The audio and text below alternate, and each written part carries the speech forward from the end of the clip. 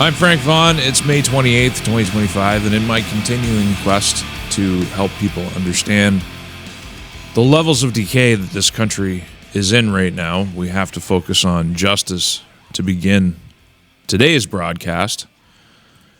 And this isn't a good story. This is much disappointing. This article is, the title is Husband of Assiniboia Day Home Operator Gets Record Sentence for Child Sex Crimes. Now, I need people to understand the backdrop.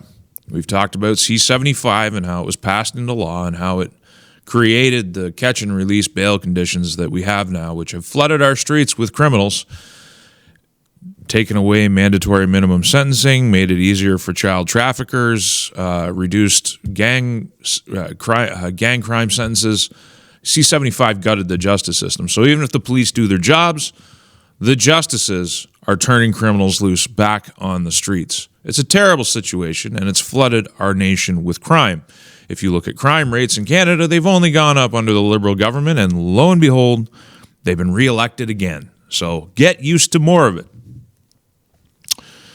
Wednesday afternoon brought an end to a child sex abuse court case, 20 years, 33 victims, and 73 charges in the making. The Crown prosecutor said victims were relieved that at long last it seems as if some closure is coming. I don't know about that, and you're going to find out why. The sentence was handed down in Moose Jaw Provincial Court for Richard Dyke, who between 2005 and 2023 victimized at least 33 children, the youngest just 18 months old. He was given 17 years in prison, the longest sentence for child sexual offenses ever in Saskatchewan, according to Yusuf. Why is 17 years the longest sentence that's ever been handed down? The previous record was 15 years. Isn't this worse than murder? I mean, these kids are going to bear the burden of this victimization for the rest of their lives. They're going to have psychological problems. 18 months old. What kind of a sick individual looks at an 18-month-old child and sees an object of desire? Every single night I put my kids to bed and I look at them and I love them deeply. I can't even imagine the depth of evil that's required to convert that feeling of pure love into an object of desire. It is sickening. It's worse than murder, but it gets worse. Maybe there is a case lurking somewhere that we don't know about, an unreported case, but my colleagues agree with me that this is the longest sentence ever imposed in Saskatchewan.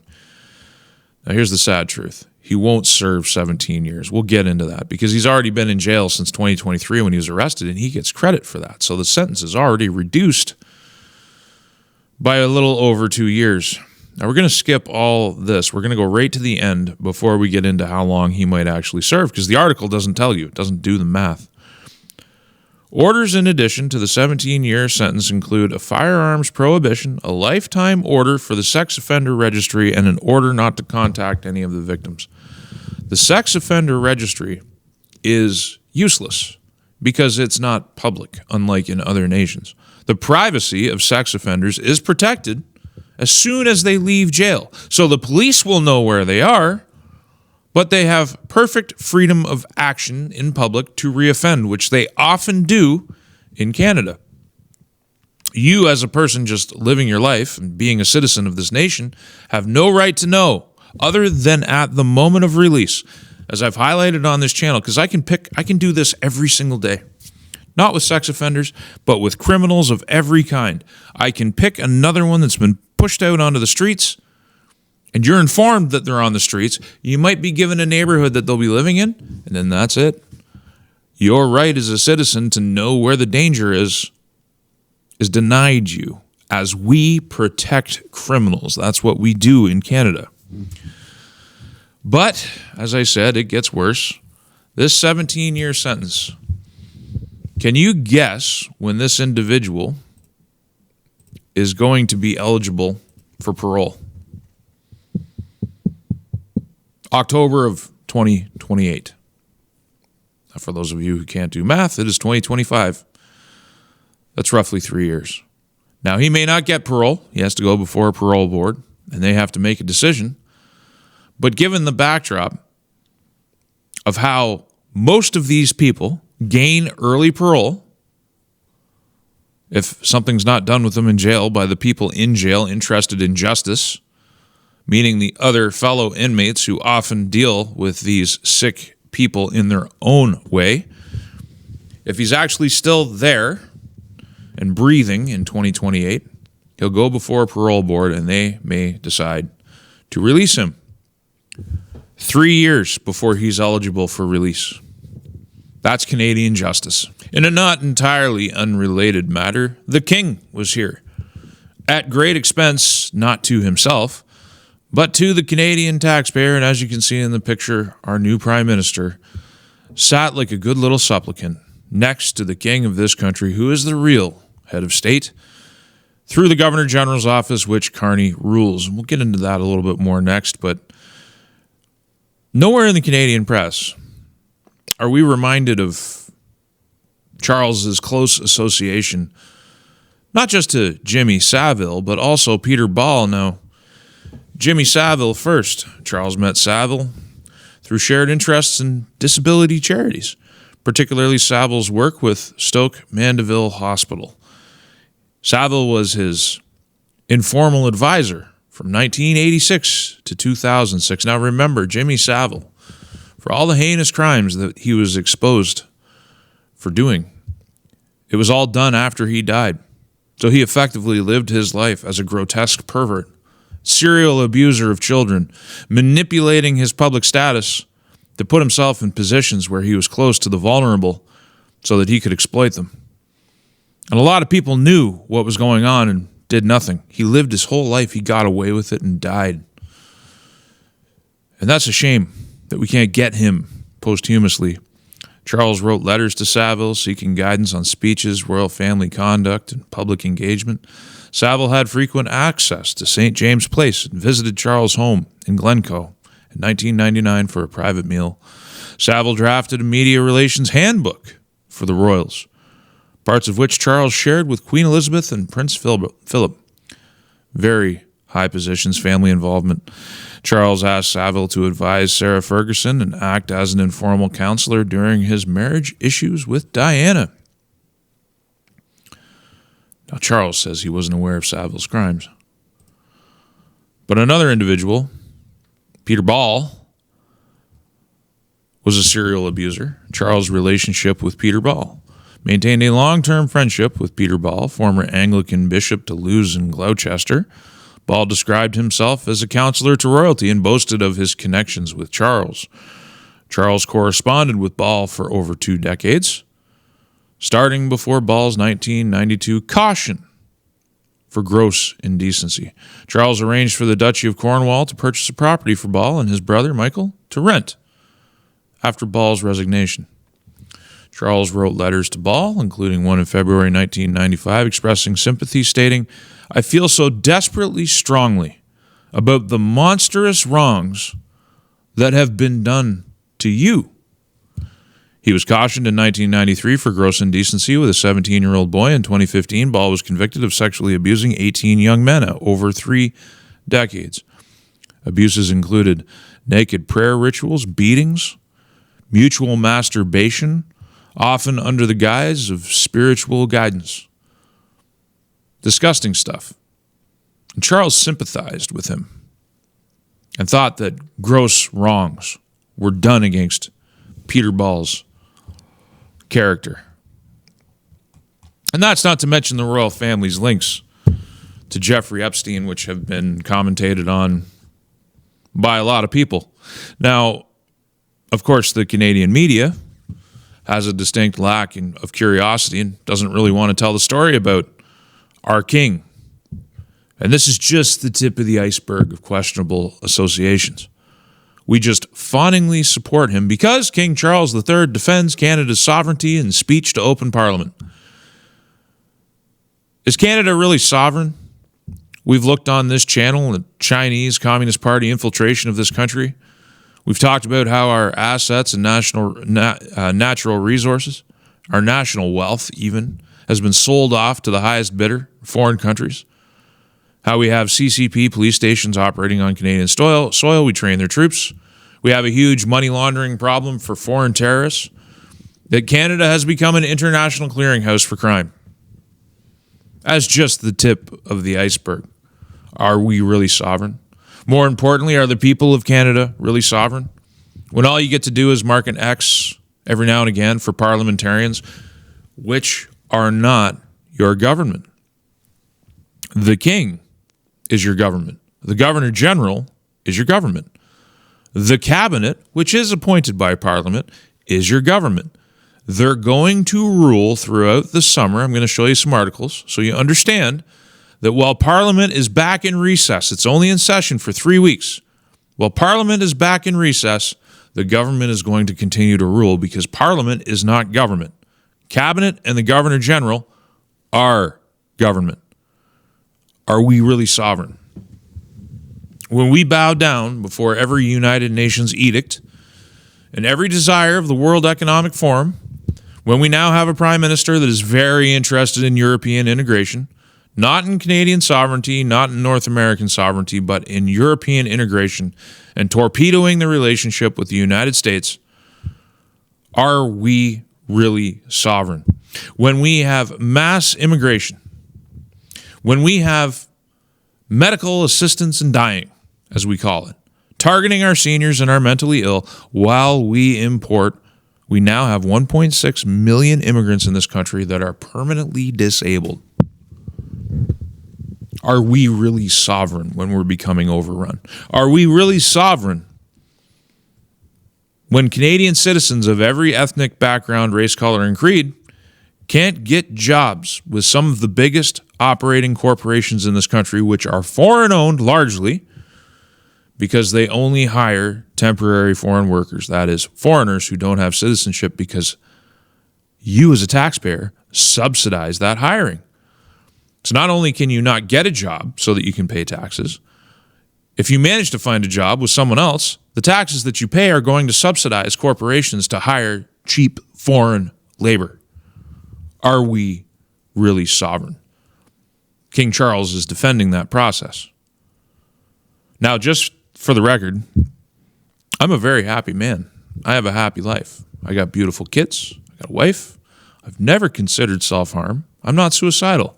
I've never been criminally charged, let alone convicted. I am fully bondable. And I like being on this side of the sod, and I intend to stay this way. The headline is, Carney is already steamrolling basic constraints on power. This is to deal with special warrants, which are signed by the Governor General, issuing record spending never been done before in Canadian history on this level, especially after a contentious election that resulted in a hung parliament. In spite of Carney talking about a mandate, he does not have a majority. In fact, the quest for a majority via judicial review fell by the wayside, and they are well short of their goal. With both actions, the new Liberal government has neutered one of the reasons Canada has a parliament in the first place. Remember, parliament's not government. Parliament makes laws. Parliament doesn't interpret laws. Parliament appoints government. Parliament is not government. Has neutered one of the reasons Canada has parliament in the first place, to review and manage the disbursement of money. The direct control of national finance has been referred to as the great task of a modern parliamentary government, reads the procedural guidebook given to all new Canadian MPs. The text then reminds them that the House of Commons has exclusive control over the business of public finance. It shouldn't be surprising that the very guidebooks we give parliamentarians are full of falsehoods, because that is a falsehood, and Mark Carney's putting paid to that falsehood right now. I want to just scroll down to the most, so they're talking about, in the article, they're talking about the other times special warrants have been issued, or times that there hasn't been a federal budget. So the first year of the COVID-19 pandemic, there wasn't a budget. In the midst of the Second World War, when the feds went a record 482 days between budget presentations. But what hasn't really happened before is a government refusing to table a budget in the immediate aftermath of a contentious federal election resulting in a hung parliament. Upon news of Carney's no-budget plans, Conservative MP Mike Lake noted that the Tories had a budget ready only 5 weeks after their victory in the 2011 general election. Election day was May 2nd, and the Finance Minister Jim Flaherty had a budget in front of the Commons on June 6th. And remember, during the election campaign, Carney said, "I'm an economist. I can handle it." It reminds me of, because it's 2015. It's one of those sweeping sentences that the fawning Canadian media, which is paid for by the state, ran with, the Liberal base ran with, but it was absolutely vacuous and empty of substance. And I wonder if there's enough people in Canada anymore who actually care about how this country is run. Now, I just want to note something. On screen, hopefully, yes, on screen is the summary of the last special warrant that was signed, which issued another $30-odd billion in spending. Now, we've gone through some of the line items, like noting how the Department of Employment and Social Development got $5 billion and how Indigenous Affairs got $2 billion, and what that might actually indicate about the state of the economy. But I don't want to focus on that today. I just want to focus on this. This special warrant only covers about 45 days from May 16th to June 29th. That means Parliament's going to sit for its 3 weeks, and then they're going to recess for the summer. And in the wake of that recess, since there's not going to be a budget, there will be another special warrant signed while they're away on vacation. So once again, the government will spend tens of billions of dollars of your money without parliamentary oversight on the signature of the Governor General. And people say the king is symbolic and the Governor General's office is symbolic. In the pen of the Governor General lies the power of spending, not in Parliament, not even in Cabinet. The Prime Minister can just go over to Rideau Hall and get a document signed and spend all your money and increase the national debt. That's your country. That's the system. That's what's actually happening. And anybody that would try and gaslight you into saying that it's not the way this is, that we are a modern, thriving democracy, they literally are the people who do not know how our system functions and operates. And this is why I say we are a backwards nation. People everywhere, including your premiers, should be demanding better. We should be reforming the system at the very least, or disposing of it, or advocating for disposing of it, to create more power to the people, more say for the provinces, more autonomy, better representation, better rights, the ability to advance referendum questions during elections, the right of recall, an elected Senate, oversight of the judiciary by Parliament, oversight of the government by citizens. But all of these concepts are deemed radical by those who benefit from the bureaucratic banana monarchy which we live in. And so we have to start with stupid takes because there's plenty of them online. Richard Buck, Trumpy just can't accept no for an answer. Mexico didn't pay for any of the wall. See, he's too simple to understand how tariffs work. And when Trump said Mexico will pay for the wall, he was talking about value extraction via tariffs.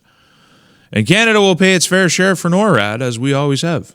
He makes up numbers and attacks Canada on days that are important to us, Election Day, and today with our king attending in person. Meanwhile, Richard has nothing to say about Bono attacking Pierre Poilievre or Trump's endorsement of Mark Carney because his outrage is selective. Things cost money. Canada shouldn't automatically be guaranteed to benefit from everything the Americans do. We shouldn't think that we are automatically entitled to permanently benefit from a American trade deficit with Canada, which is largely held up by tariffs that we apply to them. We charge them all kinds of tariffs. We've been over it on this channel before. There's two sets of tariffs. The reciprocal ones are just matching what we charge them to do business here in Canada because we charge them tariffs to protect our industries. And you can argue that that's necessary, but you also have to acknowledge that it's reality and it costs them money. And all we do is insult the Americans. We have nothing but invective for them. Elbows up was just a hysterical response to taxes, which Canadians love.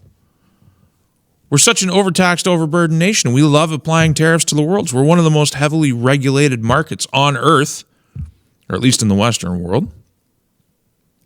And we just got bent out of shape because we were told to. We were whipped into a frenzy. And now that frenzy has just gone away. And the liberal voter has just moved on. Robert says, why should anybody believe anything coming out of the White House? Home of lies. Canada has to leave NORAD, Golden Dome, LOL. I'm not really even sure what's going on there. A bankrupt country, a bankrupt and corrupt president, morals, honesty, trust, LOL. Don't be foolish. It's the USA in 2025, and he leads with the Tesla stock ticker with NVIDIA. It's just, maybe this is just a bot. But let's talk about Canada's finances.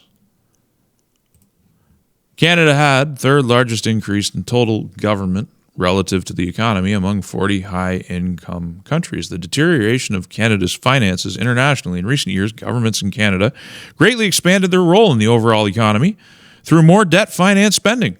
However, a larger government and rising debt burden imposed costs on Canadians in the economy. Guess what? Canadians in the real economy, the makers, the ones that are paying for all of the takers' projects, are going broke. The value of the Canadian dollar, its purchasing power, is in decline. Your national debt is going up without even parliamentary oversight through these special warrants we've detailed in this video and in other videos. This guy on Twitter talking about how how the Americans are bankrupt. Yeah, the Americans have financial problems, but they have a much larger economy and a greater ability to recover with tens of trillions of dollars in investment pouring into the United States. That much is true because they're creating a favorable environment for capital deployment in the United States. That's why businesses are leaving Canada. That's why capital is leaving Canada. That's why many citizens are just leaving Canada because it's becoming harder and harder to do business here and thrive here. It's tough times. Meanwhile, Carney says Canada is looking to join major European military buildup. Well, what's a military buildup but more spending? And instead of aligning with the United States, our natural neighbor, he wants to align us with Europe and their goal of triggering a third world war with Russia. Germany has now deployed 4,800 troops to Lithuania. German troops have been permanently deployed for the first time since World War II. A brigade of 4,800 German soldiers is now positioned in Lithuania on NATO's eastern flank. German Chancellor Friedrich Merz is eager to wage a war on Russia, stating, "The security of our Baltic allies is also our security." Ukraine's not a NATO member. There's a lot that went into the triggering of the Ukraine war. Russia's not the lone villain here. Peace was on the table multiple times, which the West torpedoed. And a lot of blood is on our hands. And as we talked about yesterday, the Europeans are at least saying that all restrictions have been lifted on long-range strikes into Russia. It's the West that is escalating. And this is going to tie into Trump's failure to get a peace agreement in Ukraine and actually stop the killing, because there's a lot of headwinds. This isn't blaming Trump. This isn't even questioning Trump's motives. It's going to be a reality check, which we'll get into shortly. But back to this. He wants to do this thing with Europe and increase government spending to pay for the military. Meanwhile, we can't keep personnel. Leaked Canadian military report shows many new recruits are quickly leaving. It's not just the lack of material. It's not just the poor housing on military bases. It's the DEI woke nonsense. It's the total lack of attention to military preparedness. Now, this article goes into some detail, avoiding talking about those very real things, but people don't really want to fight for Canada anymore. They don't want to join up to this woke military. So what comes next? There's been articles and whispers of conscription, because if we can't fill the shortfall, if we are indeed set on building a strong military to counter the United States, as if we can even do that, why are we countering the United States when our prime minister identified during a debate that China is our greatest geopolitical adversary? If that's true, if Carney actually believes that China is our greatest geopolitical adversary, who is our natural geopolitical ally in countering China? Any guesses? Of course, the United States, our neighbor, our biggest trading partner, the best relationship between two countries that the world has ever seen. I actually think that's a very realistic statement. Maybe we could have a debate on it, but it's at least in the top 3 or 5 of relationships of all time between nations on this planet. And we have a government that's actively torpedoing it and trying to align us with a bloc that's a world away committed to World War III. World War III, folks, kills us all. It ends civilization. You really should be against it. You should be peace advocates. But this is the state of Canada this is what we live in under Marx Carney. And since I try to keep these to a half hour, I guess we'll have to do the maid segment tomorrow. But I want to talk about the headwinds in the United States. There's a lot of people in Canada who think we can just count on Trump riding in on a silver steed to save Canada and turn us into a 51st state quickly and it's going to solve all our problems. Or that Alberta and Saskatchewan will inevitably become states themselves and it'll be easy peasy. It's all part of the plan. Just sit back, eat your popcorn, enjoy the show. There's a lot of that attitude, which is a carryover from 2016. It's the same mottos that the Q movement deployed, that everything was under control, that it was all scripted, and all you had to do was sit back and watch. That's a terrible message, especially if people listen to it, because it means you're not doing anything. It means you're not thinking. It means you're a passive viewer of events. It's bad advice. You should always be taking an active role. Musk blasts Trump's spending bill for undermining Doge and claims DC treated them as whipping boys. Elon Musk's bromance with Donald Trump has taken a hit for the tech billionaire, blasted the White House for undermining him and treating Doge like whipping boys. The billionaire Tesla CEO spoke to the press before launching a SpaceX Starship into the stratosphere on Tuesday and unleashed on Trump's $3.8 trillion spending bill. It undermines the work that the Doge team is doing. I was disappointed to see the massive spending bill, frankly, which increases the budget deficit, not just decreases it. So Musk, whether you love him or hate him, has been working for free inside of the U.S. government, taking a lot of heat and hate from Canada because he's a visible public target. He's a big guy. But he isn't doing anything to Canada. I mean, if you're going to be irrationally angry at anybody, be angry with the Trump administration. I guess that's what you got to do. If you're not going to think rationally, at least focus your anger in the right place. But instead, we're doing stupid things like banning Teslas from the International Car Show. What is this doing? It's not actually doing anything to the Trump administration, which Musk is struggling with too. He is trying to advocate for fiscal restraint in the United States that creates a sustainable future for all Americans. And he's running into the same headwinds that Donald Trump is running into. Trump admin refuses to confirm whether it's lifted range restrictions on missiles to Ukraine. Trump is frustrated right now because he can't untie the Gordian knot that is the Ukraine-Russia conflict, and he is being opposed on all sides. Dr. Steve Turley says, sorry, but if you want to destroy your base and watch your presidency go down in flames, start something with Russia, because Trump has been emoting very aggressively towards the Russians, blaming them for irrational behavior and escalation.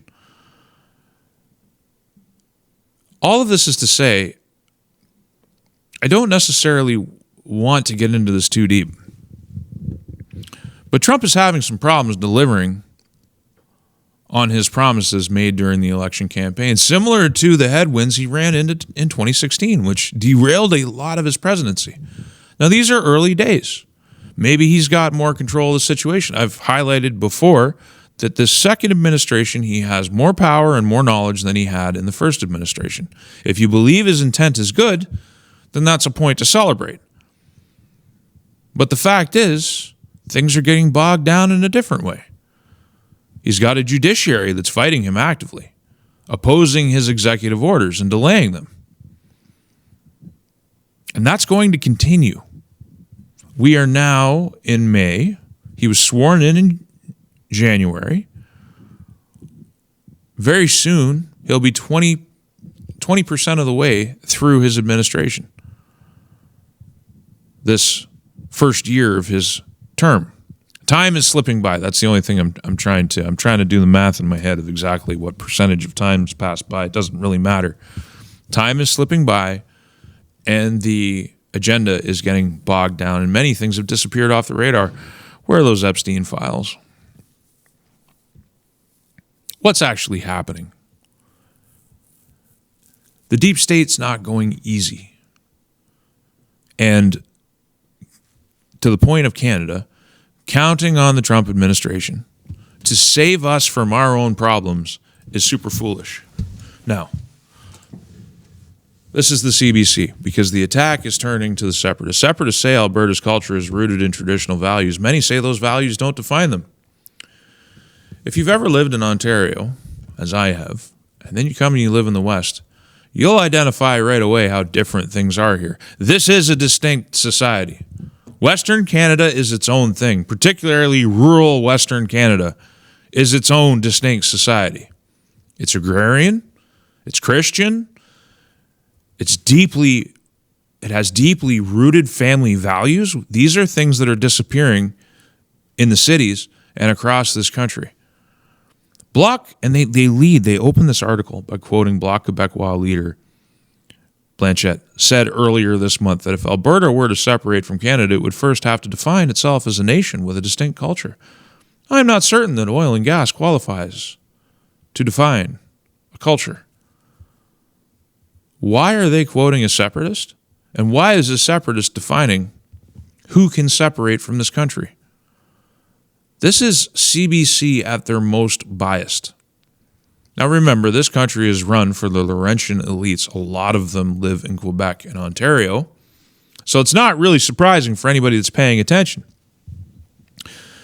Further in the article, Alberta separatists are trying to make the case that Alberta, like Quebec, does have a culture that is distinct from the rest of Canada, one rooted in traditional conservative values. But recent polling and many people living in Alberta paint a more complicated picture.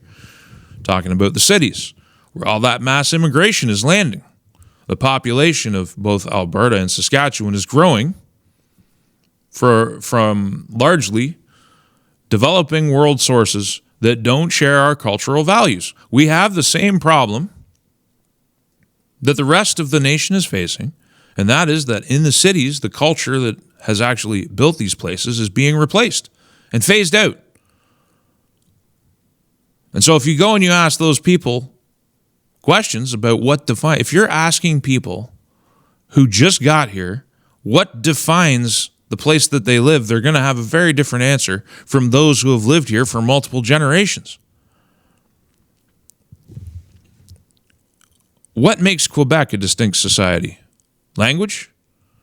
The fact that they're willing to use the notwithstanding clause anywhere they want to impose their will upon the province, with the rest of the country's establishment signing off on it? Quebec gets away with everything.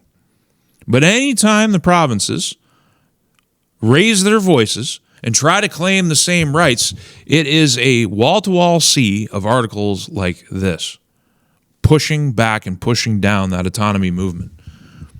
Now, Trump's not coming to the rescue. But if we want to end the 150-year-long trend of the western part of this nation getting screwed over by the center, we're going to have to take it. We're going to have to claim it provincially. We're going to have to follow the Quebec model, even if guys like Blanchette are fighting us every step of the way, because they don't want to share the spotlight. Quebec wants Canada bent over for their advantage. They don't want other provinces starting to play the same game, because that will take the attention off them. That will take some of their power away. And to hell with them. We need to take their power away, because the federal government's backwards. The system is broken. The Charter of Rights and Freedoms is optional. Representation sucks. We're going broke doing things this way. And all Western Canada is doing is pouring its capital into a great big fire, a great big furnace that is Ottawa, where they burn all the money and prosperity and stand in our way of building things and actually creating a firm and lasting destiny for the people who live here. So it's time to tune out all the noise, and it's probably time to stop thinking the cavalry's going to come and Trump's got everything solved. This is a dangerous, toxic attitude. It's going to take a lot of work. It's going to take a lot of vocal opposition. I talked in yesterday's video about Carla Beck, who, I mean, it's almost like domestic policy here in Saskatchewan has completely disappeared. She's not even talking about the forest fires. There's people out there clamoring. What is Scott Moe going to do about the forest fires? Let me just show you what we're talking about here. Keep in mind that this is a province of 1 million people. This is the biggest wildfire going right now. It's gone on a hell of a run. It used to be 2 fires, and in the last couple of days, it's become one big, gigantic fire. No politician can solve this. It's in the middle of the bush. There isn't enough resources in the entire country to water bomb this thing out of existence. Somehow people don't understand. If you choose to live in the bush or you choose to live near the bush, there's a risk. That's why you buy insurance. There's a risk because the forest is trying to renew itself. It's designed to burn. You can't stop it. It's inevitable. And when it's in isolated locations like this, these fires are just going to run their course. This isn't the responsibility of government. This is nature. This is natural. This isn't climate change. This is what forests have always done. Many of the trees that we look at and enjoy and we harvest require fire for their seeds to sprout. So there's nothing government can do about this, but it's interesting because Carla Beck in the past has been all about blaming forest fires on the Saskatchewan government, as if they've never happened before. She's not even talking about it. Not that I've seen. Maybe I've missed something. Her main focus is on propping up Canada and saying that Canadian unity is the most important thing to her, not her constituents, not the prosperity of the province, not doing the right thing by Saskatchewan, not telling the truth about the abusive relationship between Ottawa and the West, but signaling her undying loyalty to the looters in Ottawa. And to me, that's a problem. It should be a problem to you. A real leader of the province, a person running in provincial politics, should be encouraging the citizens to voice their concerns as loudly as possible and in an organized way to strengthen their hand in negotiations with the federal government. That's what they should all be doing. But they're not. I don't even think Moe or Daniel Smith is leading as strong on these files as they could be, and maybe they will in the future. But I really question this undying loyalty to the system that is Canada. When they talk about how Canada is a country and how they're proud of it and how we have to keep it all together, what they're talking about is the system. They're talking about the Federation. They're not talking about the people or the land. They're talking about the Constitution. They're talking about the Charter. They're talking about, again, the system. And the system sucks.